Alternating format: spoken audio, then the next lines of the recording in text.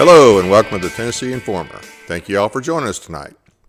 We're continuously told that school choice is a good thing and it's all about giving parents more control over the education of their children. It's also supposed to ensure that children get a good education. After all, everyone knows that our schools are failing and have become bastions of left-wing ideology such as DEI, CRT, and they promote the LGBTQ agenda. No longer do we have to worry just about our kids getting indoctrinated in college. Schools are starting a lot earlier now. Now, keep in mind that in most cases, the same state legislatures and governors that have allowed our schools to become chaotic and ineffective and in many cases outright dangerous now support giving yet even more tax dollars to parents to escape the schools, the government schools that they created in the first place. So supporters tell us that school choice is the remedy for failing schools or for children that need a different structure in order to learn. Many well-known conservative organizations support school choice. President Trump supports school choice, but do they really understand the goal of some of the global and national organizations that push school choice? What is the real agenda behind school choice? Our guest tonight, Tiffany Boyd, is extremely well-versed on the topic, and you might be shocked to hear what she has to say about the true motive behind the school choice push and the global elites behind it, as well as the support from well-respected conservative groups. Tiffany founded freeyourchildren.com, and she joins us to lay out the real goal and help connect the dots for us. But first, it's time for the Informer Report.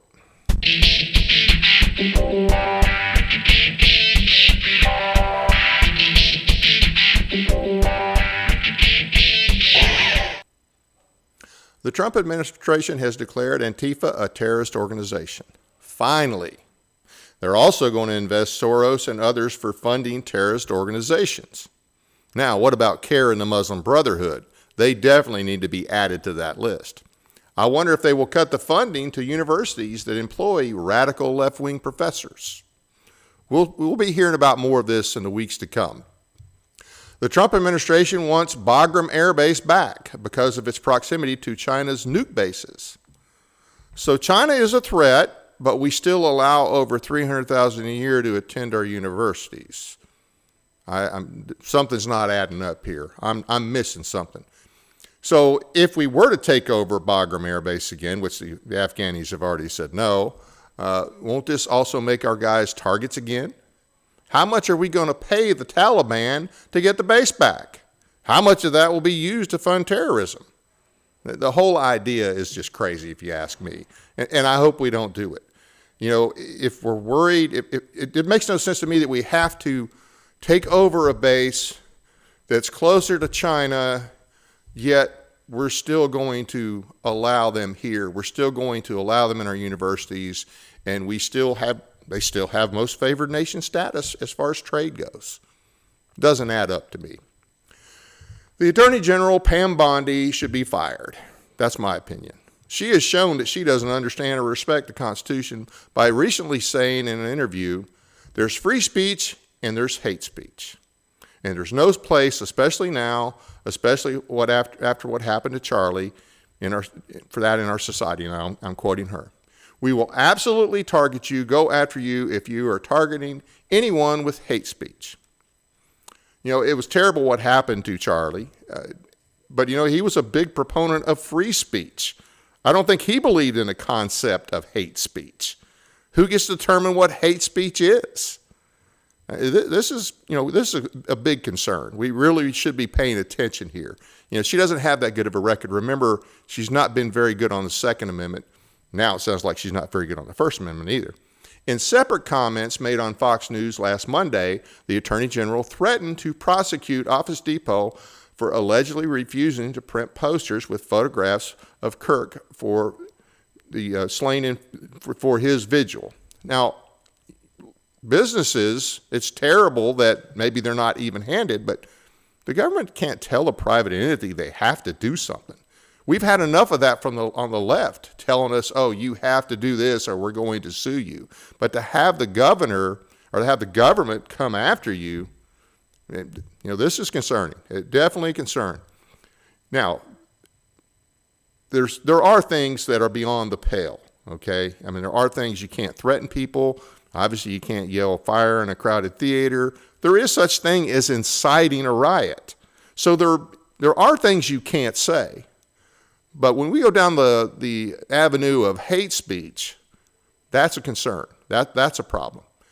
Now, she also said that businesses cannot discriminate. Well, if you can't discriminate, then you don't have freedom of association.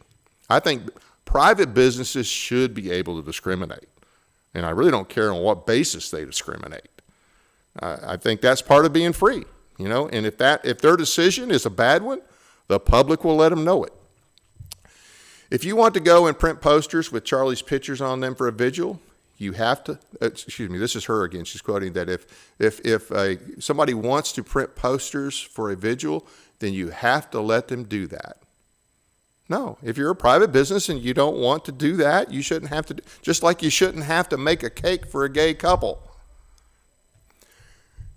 She said that you could be prosecuted for refusing to do that. She also added that the Justice Department's Civil Rights Division was looking at such a case with an Office Depot employee. In a statement posted to X, the Attorney General clarified remarks she made Monday, suggesting that hate speech was distinct from speech protected under the First Amendment. Now, she's backtracking here a little bit. Hate speech that crosses the line into threats of violence is not protected by the First Amendment, and that's true. The whole thing about hate speech is the concern, though. She says it's a crime. For far too long, we've watched the radical left normalize threats, call for assassinations, and cheer on political violence. However, those things that she just listed there, normalizing threats, call for assassinations, and cheer on political violence, that's not the end-all be-all in terms of describing hate speech. What she was describing as hate speech is still one of those fill-in-the-blank type deals, and that's what we don't want. So yes, there are certain things you can't say, but hate speech should not be the criteria, and the government should not necessarily be the one deciding unless you violate clearly. I mean, for instance, assault. Assault is not necessarily a physical assault. It can be even a credible threat of violence or intimidation. That's already a crime. She also added that free speech protects ideas, debate, even dissent, but it does not and will not ever protect violence. If I'm not mistaken, like I said, the threat of violence is already a crime that's known as assault. There's laws against inciting riots or calling for the overthrow of the government. Hard to believe a competent AG would confuse that with whatever she thinks is hate speech. Who gets to define hate speech again? Where does the federal government even get the right to prosecute someone for hate speech? Where does she get the authority to tell businesses that they have to do anything? She may have walked this back after catching flack from all corners on this, but the fact that she had to be called out is a problem. Trump hasn't given any indication that he has a problem with her statement, and that should be a concern for everybody. Troops in Memphis that we have there now, that's really a result of the failure of the governor and legislature to do its job. Now, this failure goes back decades. It's not just the current administration, the current legislature. Memphis has been a dangerous place for decades. Why has the state never used its power to go in there and help enforce the laws? Why have they allowed prosecutors that don't do their job to hold their job? Remember, the counties are a creation of the state. And the state it's not the same scenario as, with the U.S. government. The states created the federal government. That's not the same case at the state level.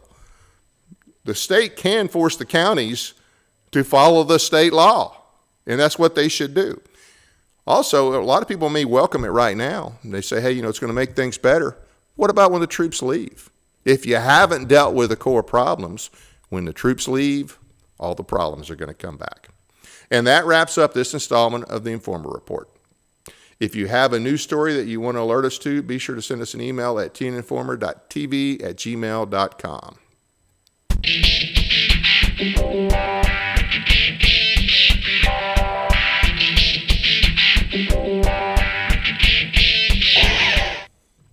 Now, a little about our guest. Tiffany Boyd started Free Your Children in 2020 because she's dedicated to sharing the truth in love about education and equipping parents to assume the biblical mandate of disciplining and teaching their own children. She holds a Bachelor of Sciences degree in Interdisciplinary Studies from MTSU. She's a former tenured public school teacher, a homeschool consultant, a speaker, a homeschool advocate, and founder and administrator of Free Your Children, an LLC, and she also does the Free Your Children podcast every week. In addition, she's a monthly contributor to the Murfreesboro Pulse. Tiffany and her team have also crafted legislation with the goal of protecting educational, parental, and constitutional rights here in Tennessee.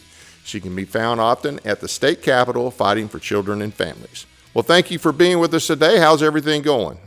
Thank you for having me.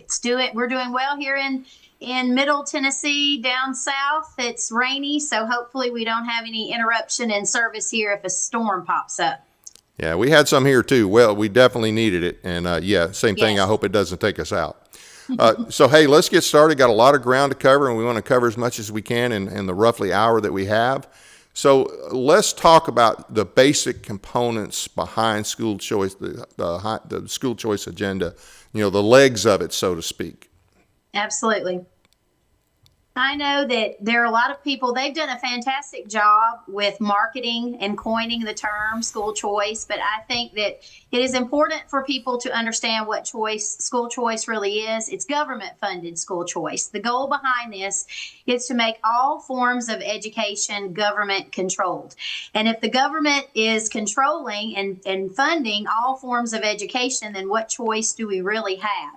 And I would like to say that, I was the pioneer behind discovering all of this information, but there have been people long before me sounding the alarm about these initiatives. And one of those was Charlotte Iserbyt. And so the legs that you saw there on the stool are a throwback to the work that Charlotte did in the 80s when she worked for President Ronald Reagan in the Department of Education. And Charlotte was the consummate whistleblower. She was privy to this initiative. It was a polytechnical initiative that was going to create a global workforce. And of course, they were going to use this by training the children from cradle to grave. And of course, this could not be accomplished without school choice. And so she sounded the alarm. And of course, much like the treatment that we receive today when we're trying to educate people with a choice about school choice, there were people that were not happy that she was blowing the lid off of this. She was fired from her job. She was smart enough before she left to take the classified documents with her, and she compiled them in a book titled The Deliberate Dumbing Down of America. So if you have never read that book, I highly encourage you to do so. It's still out there in the public domain, and so you'll be able to read in detail exactly what it was that Charlotte was warning about. And unfortunately, everything that she has warned about is coming to fruition across the nation very rapidly now. Very rapid pace, especially now with the digitization of education. So before we get into the legs, I want to kind of set a stage here as to where this came from, where we are today, and where we're headed in the future. And it was a series of federal laws that were passed that pretty much paved the way for this to be ushered in. The first one was in 1965 with the Elementary and Secondary Education Act. This allowed federal dollars to come back to the states to teach economically disadvantaged children how to read. And then, of course, we know what happened with that. Once the feds became involved, none of the children could read at that point. Okay? Yeah. Funny how that works. Real quick, I do want to ask this. So the Reagan administration, nobody in the Reagan administration saw this as a problem? Well, she asked a lot of questions of a lot of people within the Reagan administration. And again, this is all detailed in her book, The Deliberate Dumbing Down of America.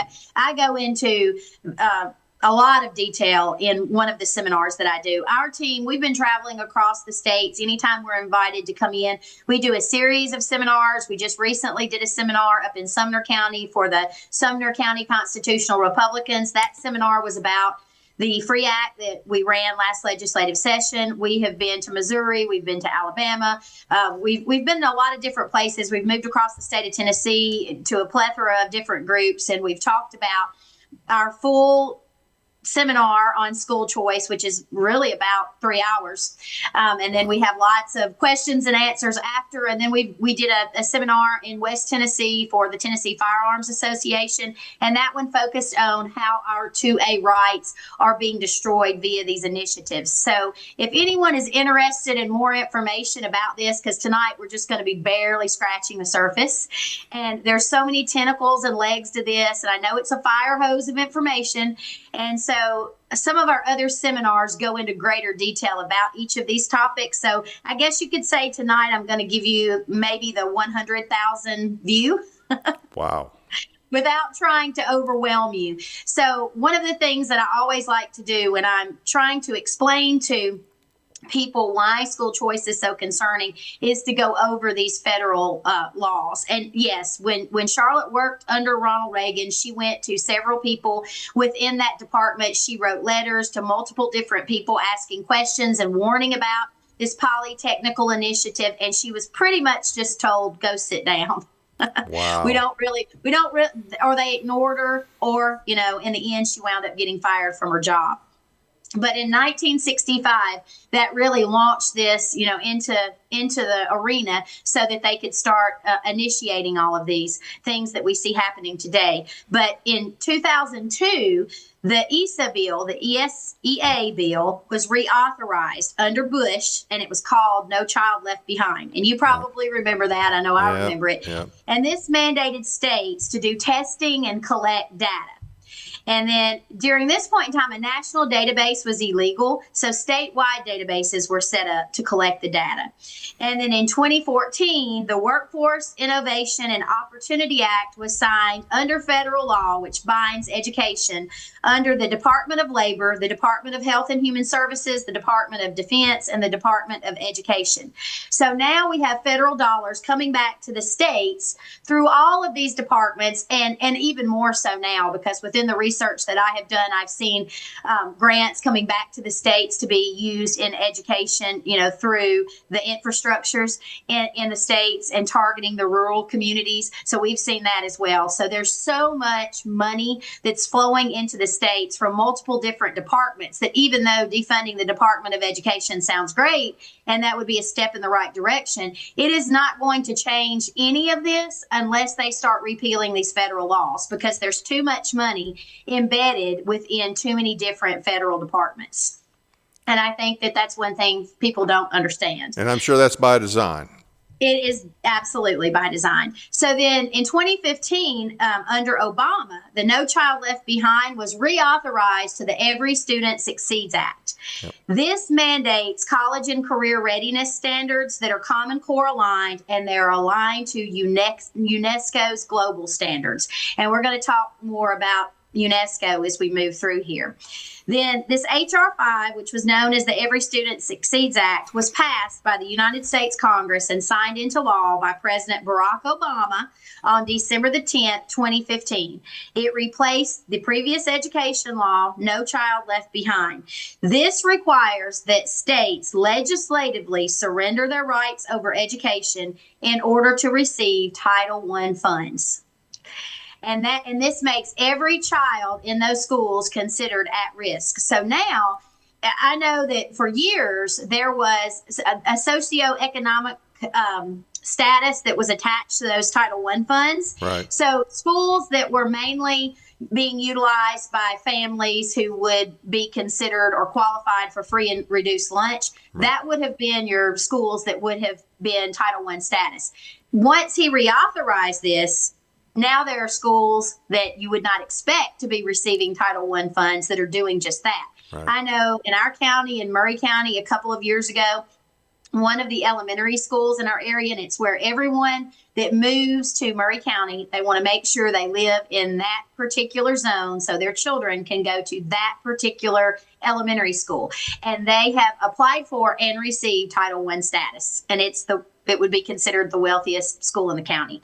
So it's important for people to understand how those laws and how Title I and how the Every Student Succeeds Act has trapped us up in the mandates and the strings that come along with this money that is being poured into the schools through all these different departments. Is the current administration, have they discussed repealing that law?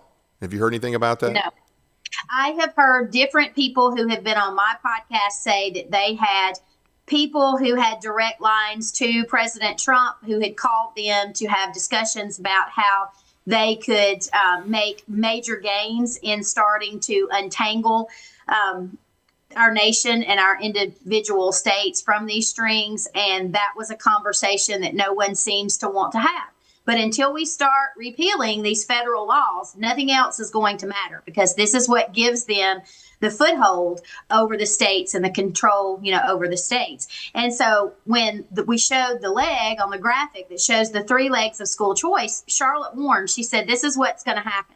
And the first thing that they're going to do, the first leg, is going to include the partnership arrangement between schools and businesses. And it's going to launch pretty much this school to work, this brave new world where students are going to be trained for particular jobs and career paths, but they're also going to change and cultivate their attitudes and their values that are necessary, for them to be able to accept having their career chosen for them. And I have interviewed school board members that have told me now that this is happening in as early as 3rd grade in our school system. So children's career paths, their education is being customized for the job, for their future career. So it's like an incremental lobotomy.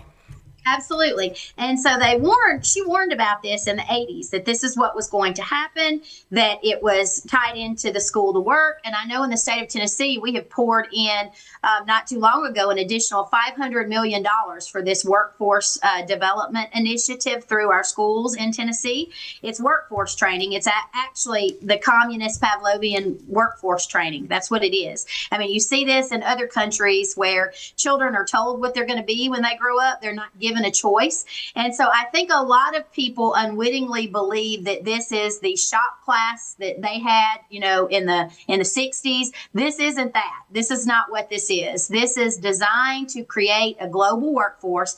And they've tried this already in other countries, and now they're seeing that it has been devastating, because what happens if a child is trained to, let's just say, to be a welder, and then that particular skill is replaced by computers or machines in the future, and that's all they've been trained to do, and they haven't been given a broad-based education, then what are they going to do for the rest of their lives? Right. They're not going to have any other choice. So on the funding, so a state, even if a state were to say, okay, we're not going to take any education funds because there's strings involved, even though you're supposedly getting rid of the department. I don't understand that whole thing, but anyhow, they would have to say no to all of these different monies that come from the federal government under all these different categories. Yeah, they would have to make sure that they were not accepting any Title I funding for their school. Okay. And I have yet to know of any that are turning down, this funding. And part of the problem is during COVID with the ESSER funding, that was doled out to the schools. And so many of them, gladly accepted all of this funding. And then there were conditions attached to that funding. Again, the strings that are attached to taking that money. And one of the conditions was that they had to implement SEL in their curriculum. And so then, another condition of the ESSER funding was once the money runs out, you've started these programs, you can't drop the programs. It's then on you to continue funding the programs that you have initiated and started. So, schools have really gotten themselves backed up against a wall here. And, we know who funds all this. It's not the schools, it's the taxpayer. Right. Talk a little bit about the SEL, because some people may not be familiar with SEL. I've written extensively about social emotional learning and how, CASEL is behind this, and basically what it's doing, it's embedded in everything. It's embedded in all the digital curriculum in the schools. So if your child is bringing home a Chromebook, it's embedded in the apps that they're utilizing. And what it's doing is it is changing or attempting to change and affect the thoughts, the beliefs, the attitudes, and the behaviors of your children, and conditioning them to believe what they being whoever's creating the program, want them to believe. But not only that, it's harvesting a vast amount of data, and they don't have to have your parental consent to do it, because Obama also reauthorized FERPA, which allows them the ability to collect this data and to share it with any entity in the name of educational research without parental consent. And so if you break down all of the different apps on these Chromebooks or whatever, digital device your child has been issued, each of those apps typically have FERPA disclaimers. So when you start utilizing those, you have then, entered into the realm of being data mined. And so again, if you want to check out my website, foryourchildren.com, you can click on the articles that I've written and you can find all the information there where I've gone into deep detail about this. SEL, Castle. Also, I have interviewed many guests where we've spoken about this in great detail as well, but it's not just some little feel-good program. It's something that they are initiating to be able to cultivate what we're talking about in this show today. They can't, if you just walked into a classroom and you started telling the kids, okay, you're going to be a janitor, you're going to be an attorney, you're going to be a welder, you're going to be a teacher. And these kids went home and said, hey, Mom, I was given my assignment for the rest of my life. There'd be a major outcry, right? Right. Parents would be like, what's going on? So they have to find a way to systematically be able to do this incrementally with the children so that they can condition them to be, good little global citizens in the future. So that's, another reason why it's so important. And Charlotte talked about that. We're actually going to get further into that as we go through what she warned about when she was sounding the alarm on school choice, which was, school choice is needed to implement this Pavlovian global workforce. So the first leg, again, was the workforce training education. So that was the first one. Then she went on to say that the second leg is going to be the ushering in of charter schools. Now, this has been a hot topic. Yep. I know in Murray County, there were folks that almost lost their mind because we pushed back so hard against charter schools.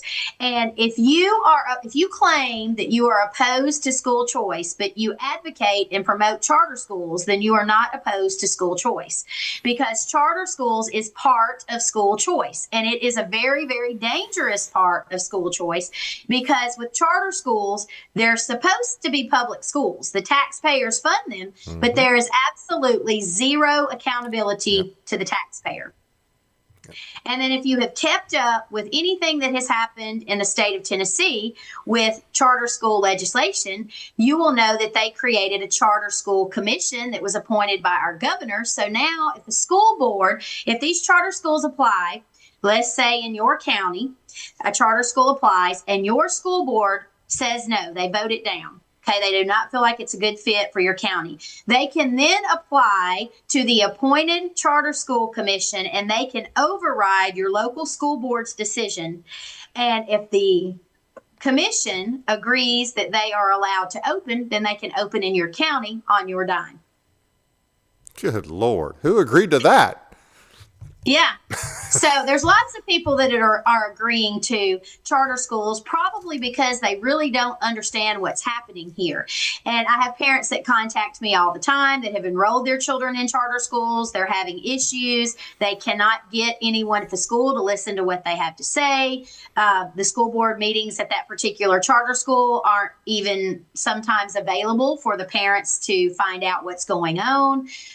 They really don't have, or feel like they don't have anyone that is listening to them. Then they've tried to go to their local school board and complain, and the school board says, hey, we don't have any jurisdiction over that charter school. So they don't have any control over what they're being taught. They cannot complain about maybe something that they think's obscene or that's wrong, CRT, DEI. If the charter school is pushing that, they don't have any way to push back, right? Right. And I think it's important for everyone to realize is once one charter school opens, then you cannot discriminate. So, there's a big push for, Hillsdale charter schools because it's supposed to be classical education. Well, I've read the applications for some of these schools and they're doing all the same things that the public schools are doing. Okay. But what you need to understand is once you've opened that Pandora's box, there are charter schools right now that are operational, one in particular that I've written about. And the whole charter school is based around SEL. They are very proud of the fact that everything in that school, all of their curriculum, has SEL embedded in it. And, you can read about that. Again, you can read about that. But there are also charter schools that cater to the LGBTQIA community. We have charter schools in Tennessee that were being run by Fethullah Gulen, who was a Muslim, and those are over in the Memphis area. Yep. I've written about that. In an article, we had lawmakers that took trips on, at the expense of Fethullah Gulen, and there was a piece of legislation during that period of time that they were trying to get passed that would override the local school board's control, which we passed. And so these particular legislators went to Turkey, on his dime, as this piece of legislation was filed. So it's pretty interesting when you start watching. Any of those legislators still in office? Yes. Can you name them? Yes, they are. I don't have the article in front of me, but I know the ones that took the trip. One was Kelsey, who was arrested and sentenced to prison and then pardoned. He was one, Brian Kelsey. Right. Terry Lynn Weaver was one, and I believe Mark White. I have that article. I don't have it in front of me, and you probably can't pull it up, but it is legislators take trip to Turkey.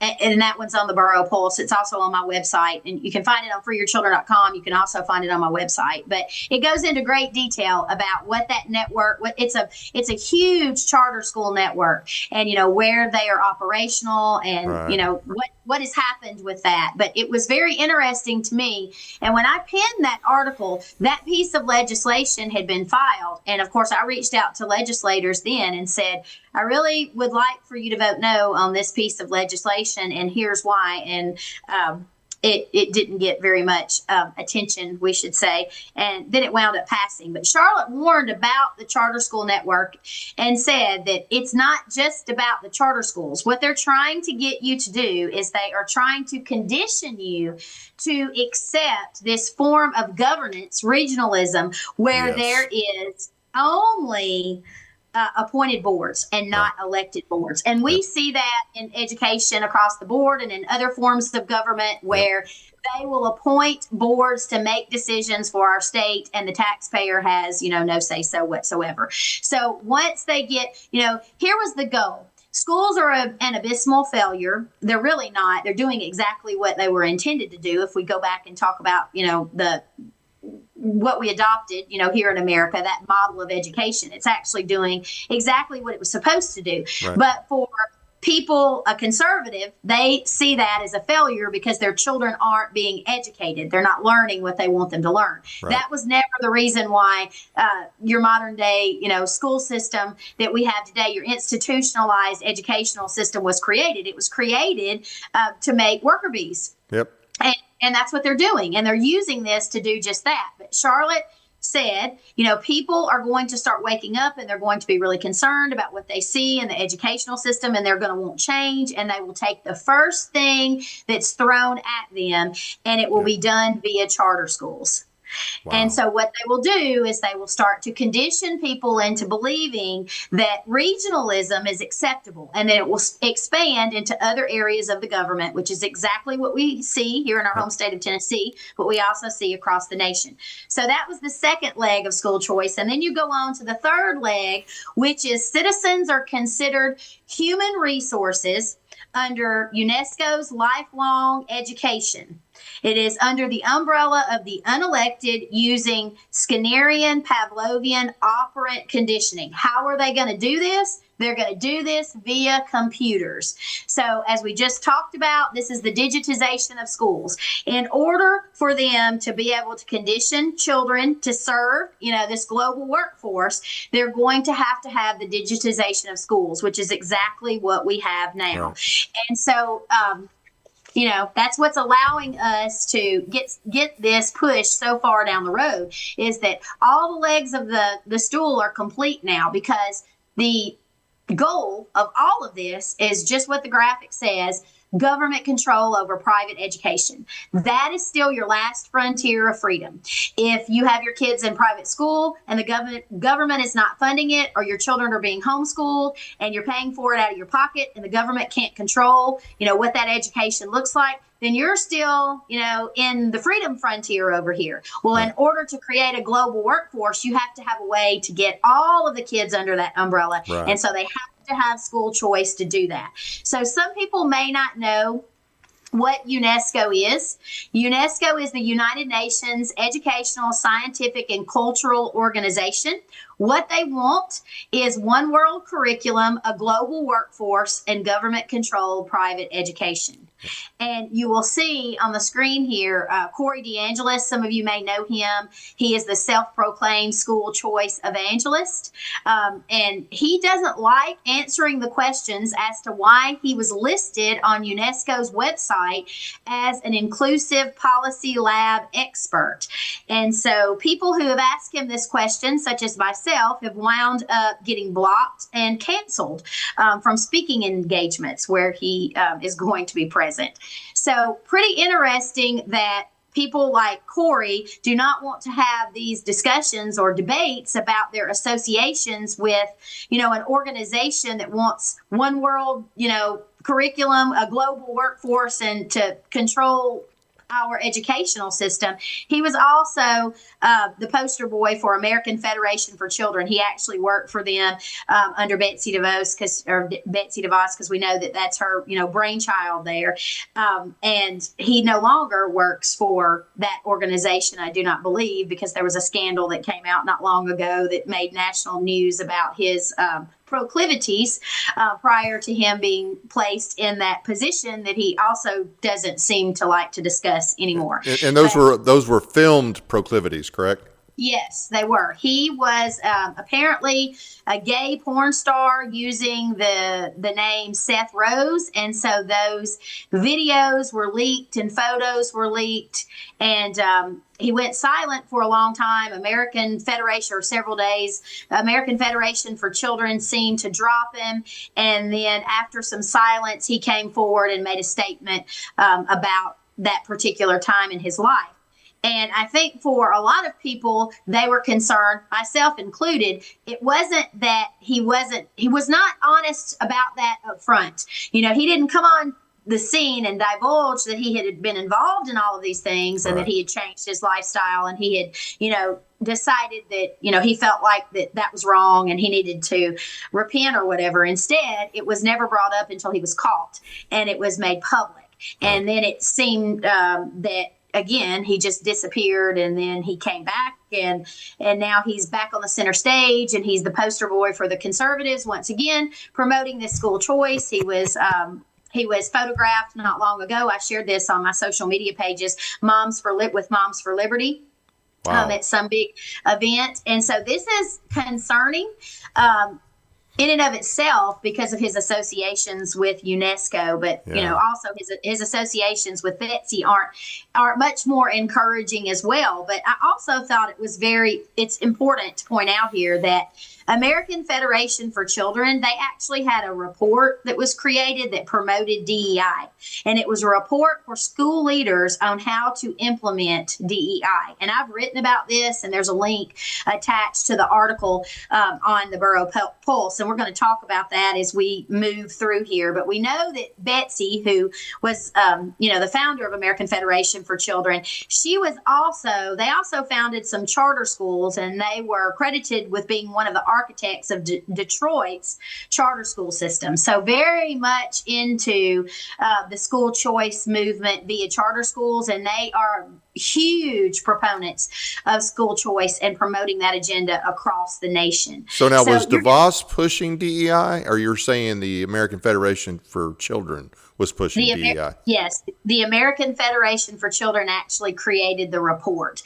And that is in one of the articles that we're going to talk about as we move through your show here. But you had asked me, there's always a question. Who are the organizations that are behind the push Right. for school choice? Well, there are so many, but I did make a list of a few that I thought it may be interesting to discuss tonight. Of course, everyone, if you've been awake at all and paying any attention in Tennessee, especially to what has been happening with school choice, you already know that Americans for Prosperity was a huge player for school choice. We were there at the Capitol both years that they were trying to get school choice legislation passed. So we were there with AFP, Americans for Prosperity. What you may not know is they're funded by the Koch brothers, and AFP actually endorsed Nikki Haley, and they are a huge lobbyist for school choice, not just in the state of Tennessee, but all across the nation. Yeah, everywhere. Of course, when you have a lot of money, you're able to do that. But there are other organizations that as we move through, you're probably going to recognize their name, and you may not know that they too are tied to this network of the, propagating school choice. And one is the Herzog Foundation. They have been big participants in Missouri's Mo Scholars voucher program through their Herzog Tomorrow Foundation. They are a significant force for pushing for school choice. You will also find that Focus on the Family has promoted school choice, and their affiliate, Alaska Family Council, used a data mining tool developed by Koch for fundraising and advocacy. Is there any way that they don't know that UNESCO is pushing this stuff? I don't know. But this Focus on the Family has also been funded by DeVos as well. Then you have the Bradley Foundation, and they have funded Heritage. And I also the Heritage Foundation, and I also want to back up and talk about Focus on the Family a little bit more, because Focus on the Family, they have the Family Policy Alliance, right, and it organized something called SoCon.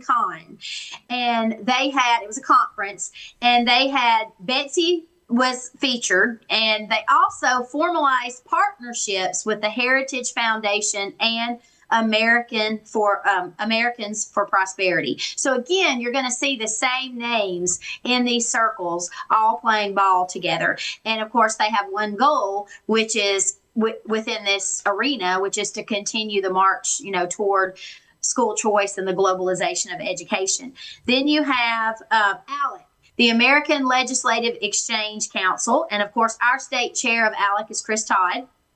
They're funded by the Koch brothers. They're also funded by Betsy. What ALEC is a corporate funded charity which pays for lawmakers lucrative trips where they leave ready to pass these model bills. And so that's kind of a term that's been coined by media outlets for this particular But most people think that ALEC is conservative. And that's what most people think that. That's what most people think. But if you look, you can see right here on the screen that they were advocating, for school choice. The GOP platform calls for universal school choice. So they go on to talk about, how it's your money, how it's your children, and your choice for where they want to go. But they're not addressing the core of this, which is it's not just your money, it's everyone else's money too that you're then getting back in some way, right, to be used to pay for private education. Yeah. And once again, there is no choice when all choices are government controlled. Right. And I got a question now. If it's my money, then when my kids are no longer in public schools, then if by that logic, I should be getting a check, right? Absolutely. If it's my money and my kids are not in school. Yeah, I mean, it just seems that way. It's just, well, when you look at it from that perspective, too, for those of us that have homeschooled, we've homeschooled for 22 years. We don't utilize that system and have for 22 years. And we've self-funded our own children's private education via homeschooling. So we haven't utilized any of those services, but we're not getting any of our money back. And you know what? Our state constitution clearly states that we are required via our state constitution to provide a free public education to children in the state of Tennessee. So I think that's something, that people need to understand. It doesn't say anything about a private education. Yeah. And the fact that they want to fund additional outlets when their primary responsibility is, according to their own words, failing. Correct. Okay? It's failing, and in some cases it's dangerous, depending on where you live. yet somehow we're supposed to trust them when they're going to use more of our money to fund something else. Yes. And I say often, you don't trust the government to educate your children in the system that they are tasked with overseeing. So now you want to trust the government to be over private education. Make that make sense. Good point. Good point. Yeah. I mean, we keep coming back to, and then as a taxpayer, if you're looking at this, now you're going to be forced to fund multiple avenues of education. You're going to be forced to fund traditional public schools. You're going to be forced to fund charter schools. And now you're going to be forced to fund private education via the Education Freedom Scholarship Act. And that's only going to increase because Michael Lotfi with Americans for Prosperity has already posted on social media that something is coming, something more is coming with school choice, as we move into the next legislative session. And we know that something is likely. They're going to try once again to get homeschoolers caught up in the trap of school choice because we've always been the goal. They've made that clear from the very beginning that they want this offered to homeschoolers. And the reason why they do, again, is because right now they can't control us. Right. But if just a few homeschool families, that's all it takes. When that first homeschool family starts to take school choice money, then that opens the government overreach for all of us. And so that's why it's such a threat. And then again, these private schools that are on the list now on the Tennessee.gov website, outlining, the list of schools that's going to accept the Education Freedom Scholarship dollars. Right. Those schools are now only private schools in name only. Yep. Yep. Because the government is going to control them. And they're not wanting to be honest about who's getting this. It's really a subsidy, and most of it, from what we can tell, has gone to, I think this was predicted that something like 65% of the money would go to families who already had kids in private schools. So it's basically just a subsidy for them. It is. And then I think it's really important, and this is happening all across the nation, but we live in Tennessee. So let's talk about what's happening in Tennessee. The State Policy Network is directly involved in this huge push for school choice in Tennessee. Of course, they're funded by the Heritage Foundation. They're also partners with the Beacon Institute. They're funded by the Koch brothers. They're major drivers behind ALEC. They also promote DEI. And I wrote an article. I have an excerpt from it right here in my notes. And I talked about this because the State Policy Network and the Beacon Center of Tennessee actually held a webinar that I attended. And I spoke about that just a second ago. But this whole purpose of this webinar was to legislatively create a carve out to protect these private public partnerships, these micro schools, these vendors that are going to apply for these Education Freedom Scholarship dollars. They already know that they need to protect them legislatively. So they created this webinar to talk about these things. But it was pretty interesting to see that Beacon, they're working with the Institute for Justice, which is funded by Bill and Melinda Gates and Charles Koch, and Ed Choice, who works closely with the American Legislative Exchange Council. Again, ALEC.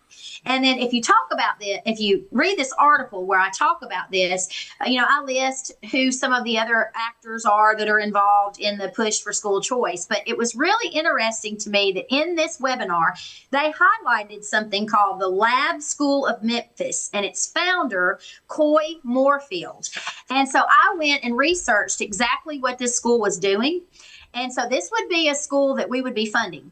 If they apply to accept the Education Freedom Scholarship dollars, which they very much want to do, then your tax dollars would be funding this school. And so they talk about how they invest a good deal. It says what they're doing here is they're implementing DEI in all of their curriculum. So it was very interesting to see that. Again, if you haven't read it, and to me it was interesting because there's been a lot of fanfare surrounding, Trump and his administration and the dismantling of DEI and their policies. And now we see the state of Tennessee creating webinars to protect micro schools who are going to be utilizing DEI within their curriculum, and our tax dollars are going to be funding it. We spent the last, I don't know how many years, supposedly pushing against CRT, DEI, and they pass these bills without any teeth. Or in the case of, in Williamson County right now, there's a case. As a matter of fact, Representative Bolso, who I had on the show a few weeks ago, he was saying, well, we passed a law where in these cases where in schools, if there's a transgender situation, that boy is not going to be allowed in girls' functions. Well, okay, the law allows for a private suit. So the state passes a law, they won't enforce their own law, but you know what? If a parent wants to sue, hey, we've arranged, that's crazy. They won't enforce their own laws, but families have to go spend their money to sue the district for violating a state law. Absolutely. And I found the quote here that I wanted to read. So this school, they use Me Among the Trees. It's a nature-based curriculum steeped in anti-bias, anti-racist values of identity, diversity, justice, and activism. Little Antifas. So these are the types of programs that the state of Tennessee is going to be funding through these Education Freedom Scholarship Acts. And then, talking about some more major players, one was Alliance Defending Freedom. They were here promoting their fake parental rights bills, what we like to call it, because I warned everyone, we pushed back against that bill because we said consistently, any government large enough to enumerate parental rights was a government large enough to take those rights away. So they came back the next legislative session and they amended those rights. And in one of my seminars that I do, I talk about the amendments that they made. And one of those was, we have the right to video your child now, but don't worry, we won't share it with anyone. We have the right to give them a Band-Aid and additional treatment that we deem necessary. So again, once you allow a government to start to enumerate parental rights, it's very, very easy for them to start chipping away then because you've enumerated them. And of course, we know that Alliance Defending Freedom also has ties to ALEC as well. So all of these organizations are working together. And I think that people just haven't, it's a web. It's a tangled web. And I think that you need to understand that what we are marching toward is this globalization of education. And UNESCO says right here that they want to deliver on goal 4, which is education financing must become a national investment priority. Furthermore, measures such as making education free and compulsory, increasing the number of teachers, improving basic school infrastructure, and embracing digital transformation are essential.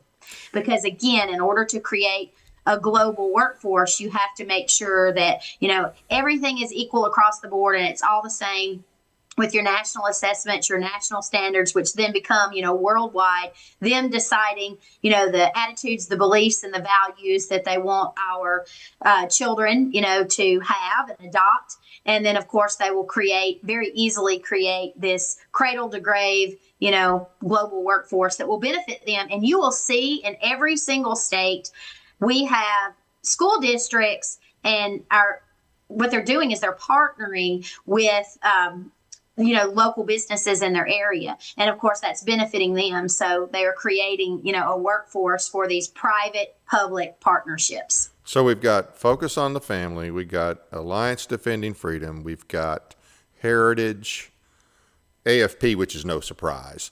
I don't consider them conservative, never have. And who was the other one?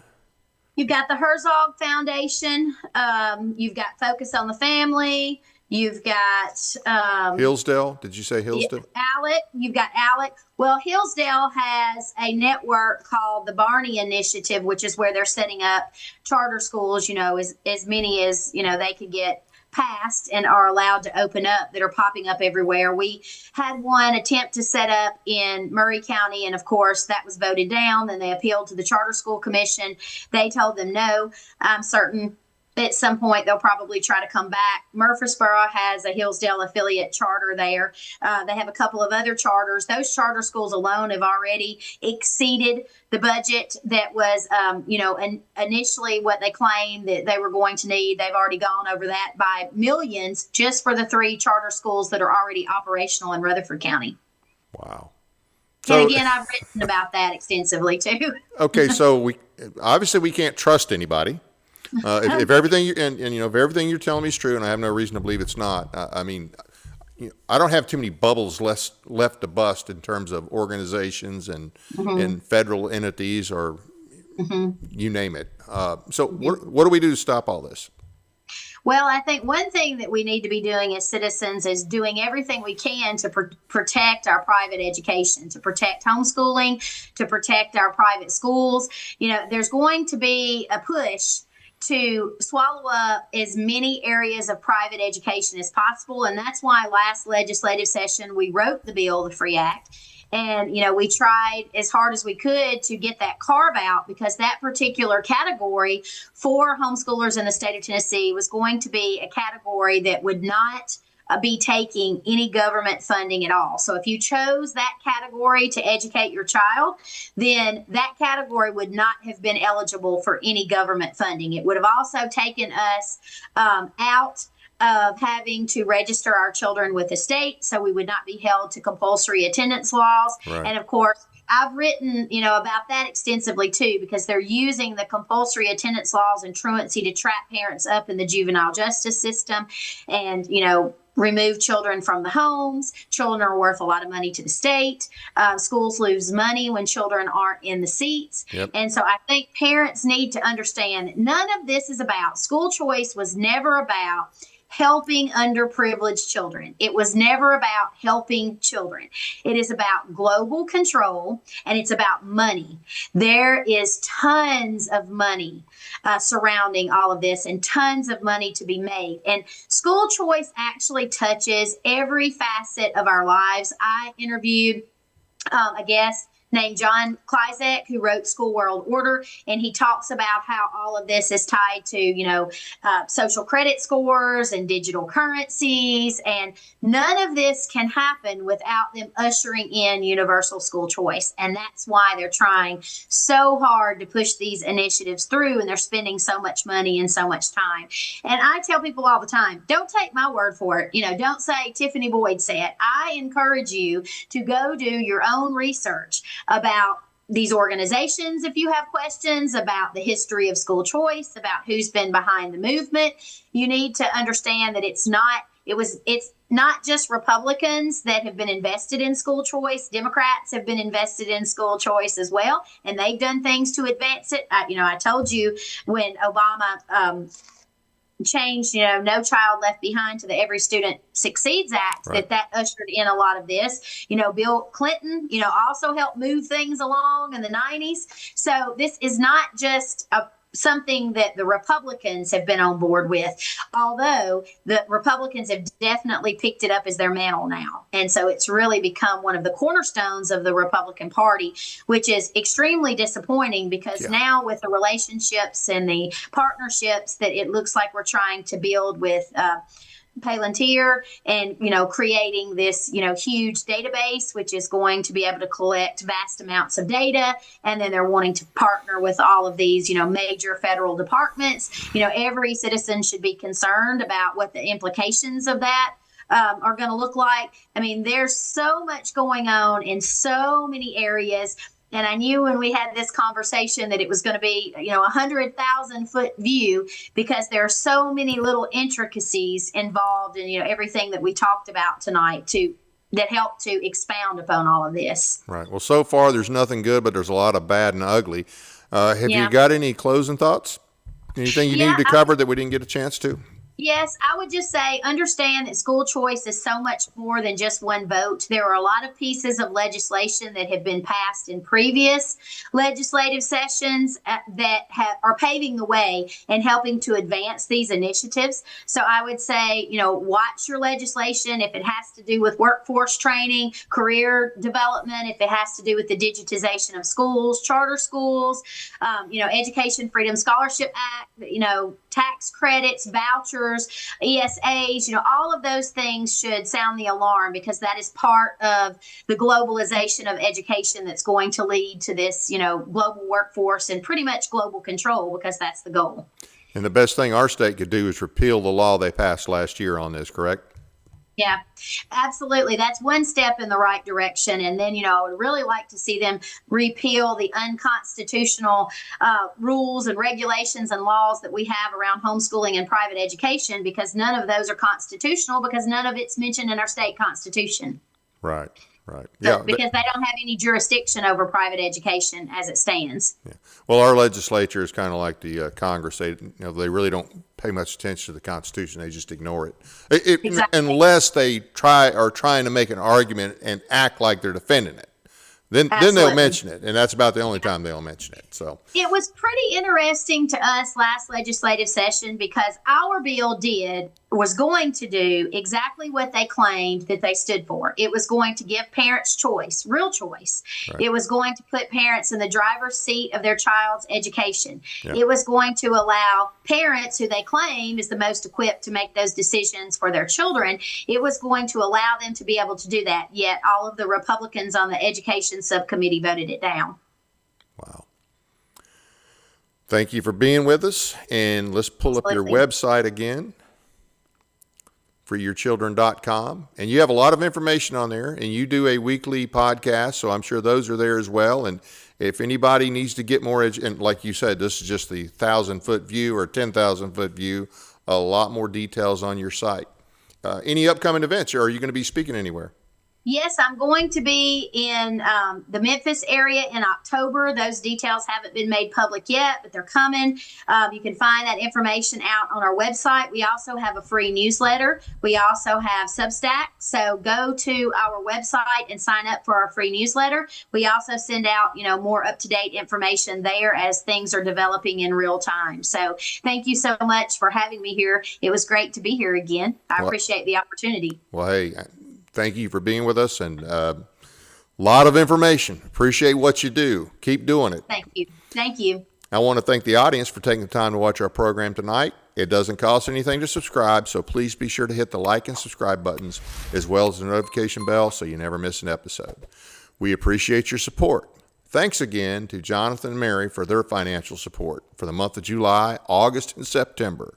We really appreciate it.